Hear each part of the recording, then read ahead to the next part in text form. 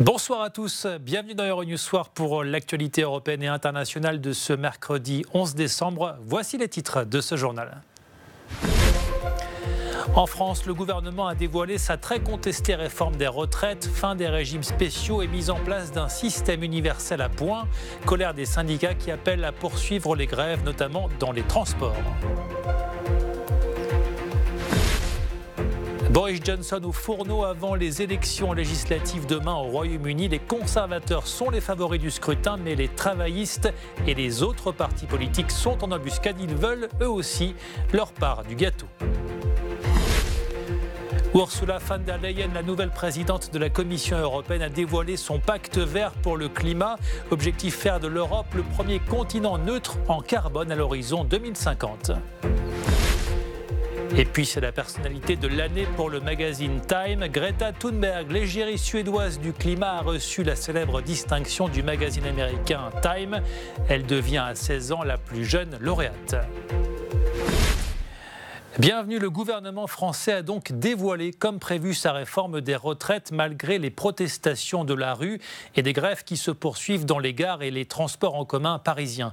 La mesure emblématique de cette réforme, c'est la fin des régimes spéciaux de retraite remplacés par un système universel à points. Sans surprise, les syndicats ont accueilli très froidement les annonces du Premier ministre. Maxime Bios-Duplan. Réaction très négative des syndicats après l'annonce par le Premier ministre français des détails de la réforme des retraites. La ligne rouge a été franchie, par exemple, pour la CFDT. La CGT appelle à renforcer la grève, l'UNSA à élargir le mouvement. L'âge légal de départ à la retraite restera à 62 ans, avec un âge d'équilibre progressivement amené à 64 ans et un système de bonus-malus. Nous maintiendrons l'âge minimal de départ à la retraite à 62 ans. L'âge légal qui permet de partir à 62 ans ne bougera donc pas. C'est un principe de liberté auquel nous voulons rester fidèles en laissant à chacun la possibilité de partir à la retraite à compter de 62 ans si son parcours de vie le lui permet ou l'y invite.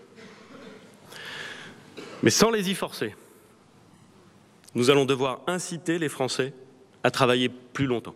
Édouard Philippe a expliqué que les personnes nées avant 1975 ne seraient pas concernées par le système à points. Un recul du gouvernement puisqu'on parlait d'abord de 1963. Pour les autres, seules les années travaillées à partir de 2025 seraient régies par le système universel. Enfin, pour les dernières générations nées après 2004, le nouveau système à points s'appliquera d'office. Les femmes seront les grandes gagnantes du système universel. Aujourd'hui, les pensions des femmes sont inférieures, nous le savons, de presque moitié à celles des hommes. Qui peut l'accepter? Personne. Mais ça fait longtemps que ça dure. Ça s'améliore un peu dans le temps, c'est vrai, mais très lentement. Les garanties données justifient que la grève s'arrête, implore le Premier ministre français. Pourtant, le seul à se réjouir de cette réforme ce mercredi a été le patron du MEDEF qui a salué un bon équilibre. Un peu plus tard dans la journée et devant la colère pas du tout apaisée de l'opposition et des syndicats, Édouard Philippe a dit que sa porte restait ouverte et sa main tendue. Les électeurs britanniques s'apprêtent à retourner aux urnes pour les élections législatives. Au cœur de ce scrutin, il y a bien sûr la question du Brexit. Plus de 3 ans après le référendum, aucun des leaders politiques n'est parvenu à concrétiser la sortie du Royaume-Uni de l'Union européenne et le pays semble toujours très divisé. Favoris du scrutin, les conservateurs de Boris Johnson, le Premier ministre sortant, espèrent obtenir la majorité absolue et ainsi faire valider leur accord de Brexit par le Parlement. De son côté, l'opposition travailliste emmenée par Jeremy Corbyn entend renégocier l'accord conclu entre Londres et Bruxelles et le soumettre à référendum. Et il y a aussi les autres partis politiques, dont les libéraux démocrates, qui militent pour le maintien du Royaume-Uni dans l'Union européenne. Pour parler de ces élections britanniques, nous retrouvons Patrick Martin-Genier, enseignant à Sciences Po Paris, spécialiste des questions européennes. Bonsoir. Alors, au vu des sondages et des indications que l'on a au Royaume-Uni, quel est le scénario le plus probable qui se dessine? La consécration des pro-Brexit ou bien le statu quo et donc la suite de l'impasse politique? Je ne sais pas si ce sera la consécration des pro-Brexit, mais en tout cas, les sondages donnent largement vainqueur Boris Johnson, le conservateur, puisque depuis le début de la campagne, lorsqu'il a décidé de dissoudre la Chambre des communes, les conservateurs ont une avance entre 10 et 15 points. Toutefois, ces dernières 48 heures, ont vu l'avance de Boris Johnson s'éroder, mais en tout cas, les derniers sondages qui sont publiés ce soir donne Boris Johnson vainqueur, c'est-à-dire qu'il pourrait disposer à la Chambre des communes d'environ une avance comprise entre 28 et 30 sièges, alors qu'au début, on lui donnait une avance de pratiquement 70 sièges. Donc cette avance a diminué, mais a priori, il devrait remporter ces élections, et ce qui lui permettrait, le cas échéant, de faire passer son accord sur le Brexit qu'il veut faire voter, comme vous le savez, avant le 31 janvier 2020. Quel est le scénario le plus souhaitable aujourd'hui pour les Européens, pour ces élections, ou j'ai envie de dire, quel est le scénario qui les inquiète le plus ?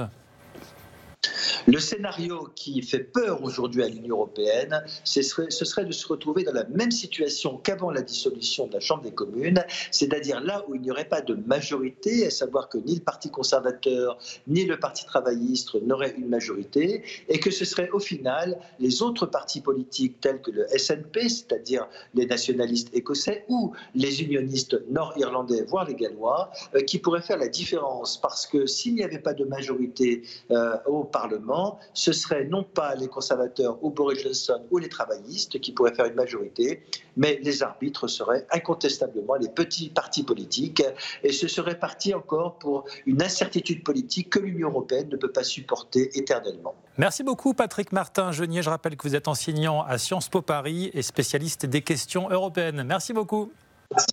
Merci. La nouvelle présidente de la Commission européenne, Ursula von der Leyen, dévoilait aujourd'hui son Green Deal, son pacte vert pour réduire les émissions de gaz à effet de serre et ainsi lutter contre les changements climatiques.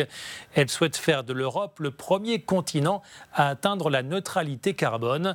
Pour en parler, on retrouve à Bruxelles Grégoire Laurie. Alors Grégoire, quels sont les grands axes de ce pacte vert ? Eh bien Julien, l'action de la Commission européenne s'articulera autour de sa proposition de loi climat. Le texte sera présenté en mars prochain. Il s'agit d'inscrire dans le marbre cette trajectoire vers la neutralité carbone, mais aussi de revoir à la hausse les objectifs pour 2030. L'institution souhaite diminuer à cette date de 50 à 55% les émissions de gaz à effet de serre. Pour convaincre tous les États membres, l'institution compte créer un mécanisme de transition juste. Ce dispositif doit permettre de mobiliser 100 milliards d'euros. Ces fonds permettront par exemple d'aider les régions en Europe qui dépendent encore très fortement des énergies fossiles. La Commission présentera aussi dans les prochains mois différentes stratégies pour l'agriculture, la mobilité, l'économie circulaire ou encore le commerce. La présentation d'aujourd'hui constitue en fait le premier pas de ce vaste plan. Il faudra maintenant convaincre les États membres de l'adopter et surtout de le financer. C'est une distinction qui fait toujours beaucoup parler, celle de la personnalité de l'année décernée par le magazine américain Time. Il a porté son choix cette année sur l'égérie du climat, Greta Thunberg, la jeune Suédoise qui assiste actuellement au débat de la COP25, la conférence sur les changements climatiques. Cécile Sauzet. C'était une adolescente timorée, engagée mais réservée. 1 an et demi plus tard, la voilà personnalité de l'année, la plus jeune de l'histoire à être distinguée par le magazine américain Time. Alors que la COP25 est sur le point de se clore à Madrid, c'est une Greta Thunberg sereine qui s'apprête à monter à la tribune. La Suédoise de 16 ans écume les sommets internationaux. Cette fois encore, elle accuse les États de ne pas jouer le jeu de la coopération. Finding holistic solutions is what the COP should be all about. Le sens de la COP, ce devrait être de trouver des solutions à plusieurs. À la place, celle-ci semble s'être transformée en une opportunité, une occasion pour certains de négocier des failles et d'éviter de relever leurs ambitions.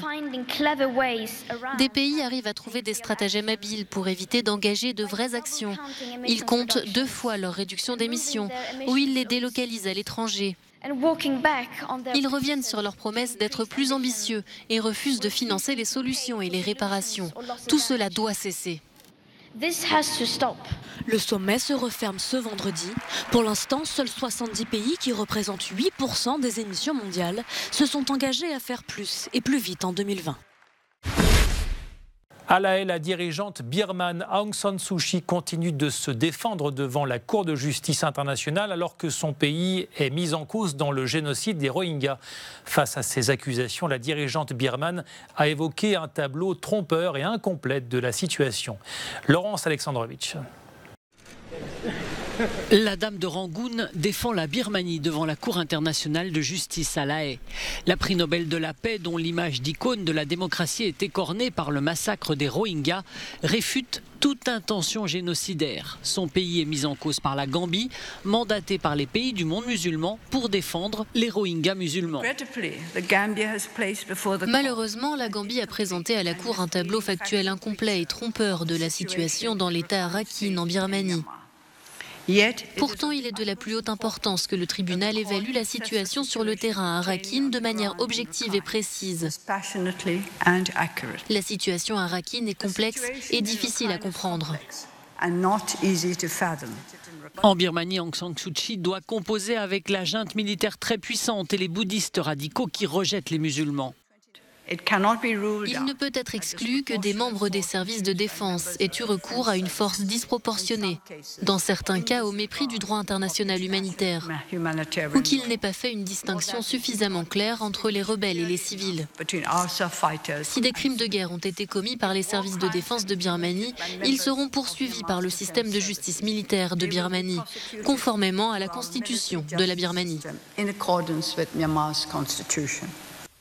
Devant la cour à La Haye, les supporters de Aung San Suu Kyi se massent pour défendre leur dirigeante. Dans son pays aussi, elle est très soutenue. Depuis août 2017, quelques 740 000 Rohingyas se sont réfugiés au Bangladesh pour fuir les exactions de l'armée birmane et de milices bouddhistes, exactions qualifiées de génocide par l'ONU. Que s'est-il passé ailleurs dans le monde? Voici, comme chaque jour, notre tour d'horizon de l'actualité vu par nos autres rédactions, en partie en version originale. In der Schweiz hat das Parlament eine neue Regierung gewählt und alles bleibt beim Alten. Notre bureau allemand revient sur ce camouflet pour les Verts en Suisse. Ils ont échoué à entrer au gouvernement malgré leur percée historique lors des élections le mois dernier. Les écologistes n'ont obtenu aucun des 7 sièges du Conseil fédéral élus par le Parlement. La présidente du parti Regularitz n'ayant pas obtenu le nombre suffisant de voix, c'est la socialiste Simonetta Sommaruga qui a été élue présidente de la Confédération. Si tratta quasi certamente del ritratto di signora di Gustav Klimt. Notre bureau italien revient sur la découverte exceptionnelle de cette toile près de 1000 ans. Il s'agirait d'une œuvre de Gustav Klimt, portrait d'une dame qui avait été volée il y a 22 ans. C'est un jardinier qui a retrouvé le tableau dans les murs d'une galerie d'art à Plaisance alors qu'il nettoyait le lierre. Des analyses vont être réalisées pour authentifier ce tableau estimé à 60 millions d'euros. Apprende, avrebbe confermato che si tratta dell'opera rubata, una delle più ricercate al mondo.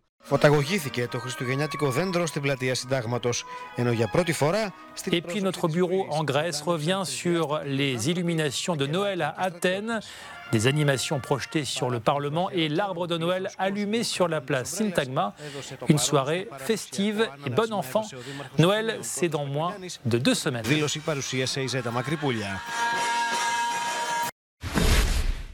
Voilà, c'est la fin de ce journal. Merci de l'avoir suivi. Retrouvez toute l'actualité sur notre site internet. Restez sur Euronews pour d'autres informations. Très bonne soirée et à bientôt.